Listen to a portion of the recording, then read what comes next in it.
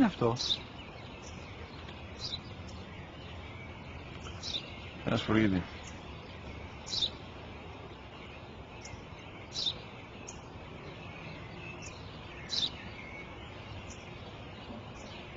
Τι είναι αυτό?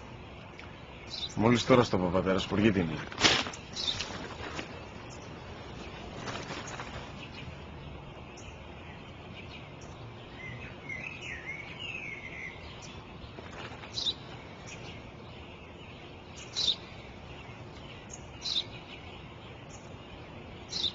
Τι είναι αυτό? Ένα σπουργίτη είναι, πατέρα. Ένα σπουργίτη. Σπου-γι-τι!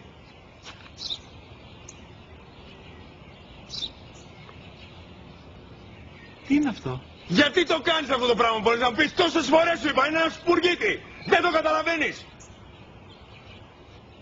Πού πας?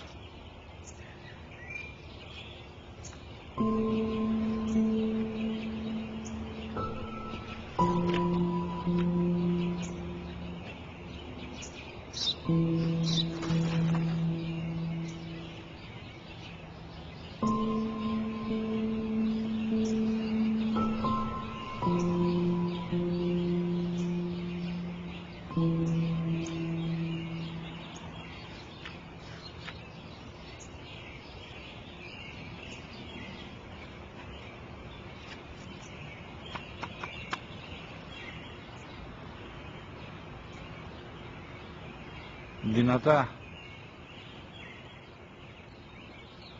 Σήμερα ο μικρός μου γιος που πριν λίγες μέρες έκλεισε τα 3 καθόταν μαζί μου έξω στο πάρκο όταν ένας σπουργίτη ήρθε και κάθισε απέναντί μας.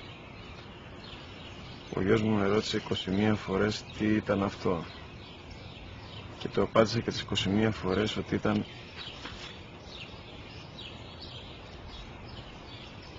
ένα σπουργίτη.